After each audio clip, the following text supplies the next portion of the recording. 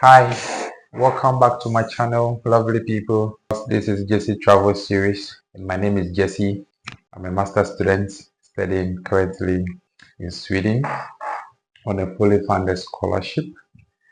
Um, yes, if you are a subscriber and a follower, thank you for coming back to my channel. If you are new on my channel, this is your first time watching me. Thank you also, and I encourage you to subscribe, like, and share my content. Um, Today I want to share my experience with you. 10 days in Sweden. Hooray! 10 days in Sweden has been so wonderful, has been so good. So far, so good. I would say my stay in Sweden for 10 days has been good. Yes, traveling from your home country where you've lived all your life to another country looks a bit challenging. You need to get there, try to settle in, sort out things, and yeah, the settling process is a bit challenging, but God been so good. I think everything has been good. The process has been smooth, and I would like to talk about one or two things in this video. I will not be long, just to give you a clue on what to expect if you move to Sweden in your first week. Yes, basically that's so. Without wasting time, let's go into details. So, first of all, you should have preparations underway in your home country before moving. So, I would like to talk about accommodation. Accommodation is key, leaving your country into somebody's country to study. You need to know where you are going to live, where you are going to settle in, even before you move. So accommodation is really, really, really important. And this is not like where I come from, my country, Ghana, where you can just walk in a day, go around and get a place to rent and pay cash and just go in. It's quite different with Sweden. You have to go through a whole lot of process before you get the accommodation. You need to even join a queue. Yes, in Sweden you join queue. So even the student accommodation, you have to register with the accommodation, the facility or the people in charge of accommodation, which is the housing facility. You need to register on their website and join the queue. So they build points for people who register. So if someone registered 6 months ago, so definitely he or she has more points than you that just joined the queue today. So if um, I'm just being realistic and practical here so that you understand it. Um, so if that person who registered 6 months ago applies for same accommodation you are also requesting for, so he or she stand a chance of getting it than you because he or she has more points in the queue than you. So the accommodation will be awarded to him or her first. Yeah, so that is how it works in Sweden. So it's quite strange. It's quite strange and interesting, but I went through that process because the school, schools, international offices in various schools, especially in Sweden, they do their best to make sure they give you prior notice of all of this and send you links to register and be in queue because that is how the system works here. So I think months ago, before even trying to move, the school will um, provide you all necessary information for you to register and join the queue. So I joined and I realized that mine started counting one while some people are having thousands of points. And I was like, whoo, this is going to be interesting. But there are a lot of accommodations or housing facilities you can join. There are some schools have contracts or agreements with some real estates or housing facilities that provide accommodations for students, but you are not limited to that. You have the opportunity, you have no, you have the privilege, the right to choose where to live. The school doesn't have anything to do with where you live. They are just trying to help. So they have agreement with some companies to provide accommodations. So If you want to join the queue in that facility, you you are good to go.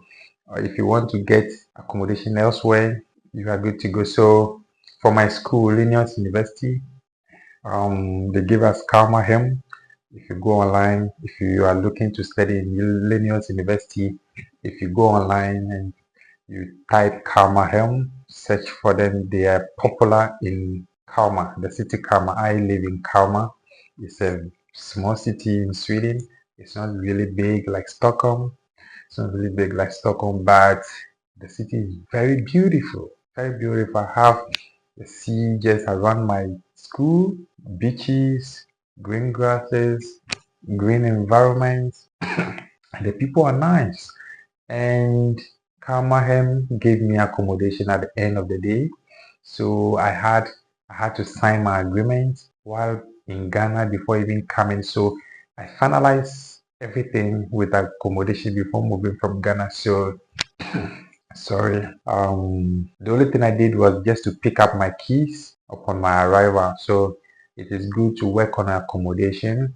And my school did a lot of work in getting us accommodation because if I remember, or if I remember the process, they were very practical in getting us accommodation and reminding you to register and blah blah blah. And we also did, and yes, so accommodation is key. And maybe I'll come back to speak about how the accommodation looks like, but maybe to throw a bit light and to demystify certain aspects of the accommodation in this video. So I got a single room accommodation. Is a student apartment. So a single room apartment that it's furnished. Okay. So I have my own bathroom or washroom with my attached to my room, but I share kitchen. I share the kitchen with 5 or 6 other students. It's a very large kitchen. Everything is there. You may want to buy your own stuff because it depends on what you want to cook. So you may not get all the gadgets or maybe the cooking utensils at the kitchen, so you've got to provide yourself. And we also have a common room. You can have fun, stay there, play games, talk to colleagues, and so far so good. I love my accommodation. Everything is there. I look around, I have my bed, I have my wardrobe, I have my table, study table, I have my shoe rag or whatever it's called, and yeah, everything. So that's for the accommodation. So guys, accommodation in Sweden, I think I love it. So far so good. And then the weather, 10 days in Sweden, we are still experiencing summer. Yes, summer. We are still in summer. You see me in this hoodie. I decided to put it on because actually there's no cold. Winter is not here yet, but I decided to put it on. So we are still experiencing summer, and for me coming from Ghana, I need to take advantage of these few weeks because what I heard when winter starts is going to be severe. May God give us grace to stand the test of time with winter in Sweden. Amen. So guys, that's by the way, because I know it's really cold in Sweden in terms of winter. So we've got to prepare. But so far so good. The weather has been excellent, favorable to us or to me. And I'll say, yeah, good weather, good accommodation. And then yes, so in Sweden, there's one thing we call personal number. Without a personal number, you cannot do anything in Sweden. I have my residence permit card with me. I got it even from Ghana before coming here. That allows you to enter Sweden, travel, cross the left a breadth of Europe, enter every European country. But Sweden, if you want to work in Sweden, you need a personal identification number, and it should be your priority the moment you come to Sweden. So I arrived in Sweden on the 28th of September, and then I went to get my how do you call the Swedish personal number. I went to register for it. You don't get it at the spot. It takes quite some time. So we're told 3 weeks to a month. So I registered for it. We'll be invited for biometrics, and then it will be ready. You need that number to do a lot of things and stuff in Sweden. Even if you want to open a bank account in Sweden, you need that personal number. So for me, I can't wait to have a Swedish bank account. I'm looking forward to this and looking forward to having this number so I could go get my bank account open. And then if you are looking forward to working as well, you need to have that personal number. There are a lot of things you may want to do, and you need that personal number. So make it a priority, even if you want to to enter the race of credit score, or you want to get stuff on credit, or through the prepaid system and be paying monthly, you need that personal number. So I can't wait to get it. And talking about school, it has been fantastic. I've met quite a lot of people from Asia, from America, from North America, South America, Europe here, even Sweden, the UK. I have almost every diverse people in my class, and it has been fantastic. And I love the way they teach. Yeah, I love the way they teach. It is student centered, not teacher centered, because the teacher allows you to do majority group discussion, assignment, student contribution, and I love it because my first course we had just 2 lectures, and the rest has been left for us. The lecturer left the rest for us to go read, do research, come out with a paper, write a paper and a report, and come and present in 2 weeks time. So we are done with the first course. So just 2 lectures, and then go and do the rest and come and present, which is good. So I love it. So guys, so far so good. 10 days in Sweden, and Sweden is beautiful. I can tell you, the people are nice. Yes, I'm surprised to know to identify that Swedish people can speak English. Because back in Ghana, I heard they speak just Swedish. But trust me, they speak really good English. Anybody I meet on the street and I speak English to, they respond and we have conversations in English. And studies is entirely in English. So do not worry if you want to make Sweden your destination for your studies, whether bachelor's, whether master's, whether PhD.